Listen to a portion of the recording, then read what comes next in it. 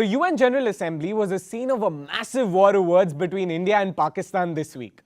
Pakistan actually called India the mother of terrorism at the United Nations. Mr. President, if the international community wishes to avoid a dangerous escalation between India and Pakistan, it must call on India to halt its provocations and its aggressive actions.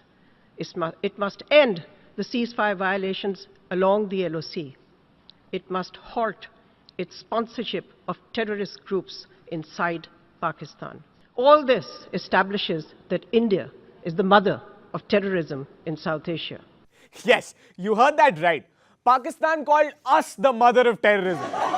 That's like Dinchak Pooja calling Taylor Swift the mother of cringe pop. Come on, Pakistan, let's get real, guys.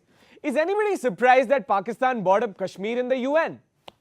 As the famous saying goes, there are only three certainties in life: death, taxes, and Pakistan bringing up Kashmir in UN. It is unfortunate that India has chosen to criticize the statement by the Prime Minister of Pakistan, which reflects the sentiments and aspirations of the oppressed and suffering people of Jammu and Kashmir, facing tyranny, repression, and brutalities of illegal and unjust occupation by India. India's foreign minister deliberately ignored the core issue of Jammu and Kashmir. Thus, India's military occupation of the state is illegal.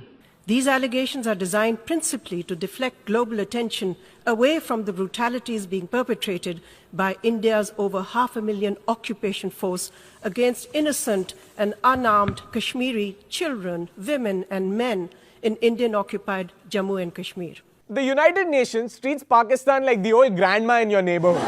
They pretend to listen to her rambling on about the same thing over and over again, but in truth, we all know she lost her marbles a long time ago. In fact, Pakistan's diplomacy for the last half-century can be summed up in three words. What about Kashmir? No matter what complaint you raise, they counter it with, what about Kashmir? Listen, you're using terrorists to attack us. What about Kashmir? You're giving safe havens to India's most wanted men. What about Kashmir? You're selling nukes to North Korea. What about Kashmir? Hey, when will you win the World Cup again? What about Kashmir? I don't know why Pakistan even bothers sending diplomats to these meetings. Pakistan, save everybody's time. Just set up a permanent stall right outside the UN with a huge sign that reads, what about Kashmir? The funny thing is, despite all this complaining from Pakistan, the UN never discusses Kashmir.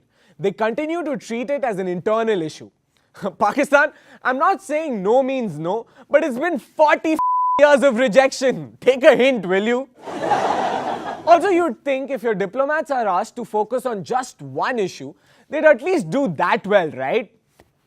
Wrong. Pakistan has managed to embarrass itself at the world stage by using a fake photograph in an effort to take a dig at India at the UN General Assembly. Pakistan's permanent representative to the UN, Maliha Lodhi, showed a picture of a seriously injured woman to point at Indian democracy, except this photograph is not from India. So-called democracy is the world's largest hypocrisy. This, Mr. President, is the face of India's democracy. Well, that picture that she is chosen to represent India at the United Nations is actually of a 17-year-old girl named Rabia Abu Joma, who was injured when two Israeli airstrikes hit her apartment in Gaza during 2014's war. Okay, if you're going to call a picture the face of India's democracy, the least you can do is make sure that the face is that of an Indian. Pakistan, we all know that you guys are terrible at sports, making movies and governing. But false propaganda was the one thing you're supposed to be good at. It seems like you now suck at that too. Now, if you get caught red-handed like this Pakistani diplomat, you would have no choice but to apologize, right? Not her. She doubled down on her antics. Our bureau chief from Islamabad is live with us now. Taha, this of course comes as a huge embarrassment for Pakistan. How is this news being reported or taken back in Pakistan at this point? Well, basically, I mean, definitely it is a sort of a goof on her part, and in that sense, that aspect is being reported in Pakistan. But the mainstream channels are also talking about, another aspect related to this, and they're saying that even though she did pick up the photo that she picked up was from Gaza and not from Kashmir. Despite that, there are widely images widely available of that pellet guns used, and that basically was the impression that she was trying to give in that speech of hers, that this is what is happening in Kashmir. Here's the thing. If you guys actually wanted pictures of pellet gun victims from Kashmir, you could have easily gotten it. You could have sourced it from a very rarely used high-tech source called Google. Guess you don't have that in Pakistan, do you? Also, two can play this game, Pakistan. If showing irrelevant pictures to score propaganda points is fair game, then I also have some pictures to show to the UN. I hope all of you folks at the United Nations General Assembly are paying close attention. Here's a picture that proves Pakistan's atrocities in Balochistan.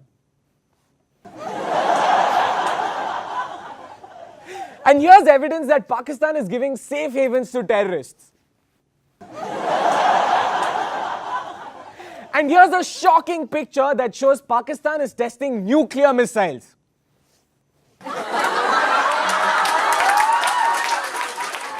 And did you guys watch External Affairs Minister Sushma Swaraj's response to Pakistan's claims? Sushma ji was on fire. If you haven't seen it, let me sum up her rebuttal for you. India has IIT. Pakistan has LET. India has IIM. Pakistan has JEM. We have aims. They have no brains. Oh, but they do have one aim, and only one aim. Kashmir! That's the show. Thank you so much for watching, guys. See you next week. To watch the full episode of Let's Get Real, tune into WION at these times.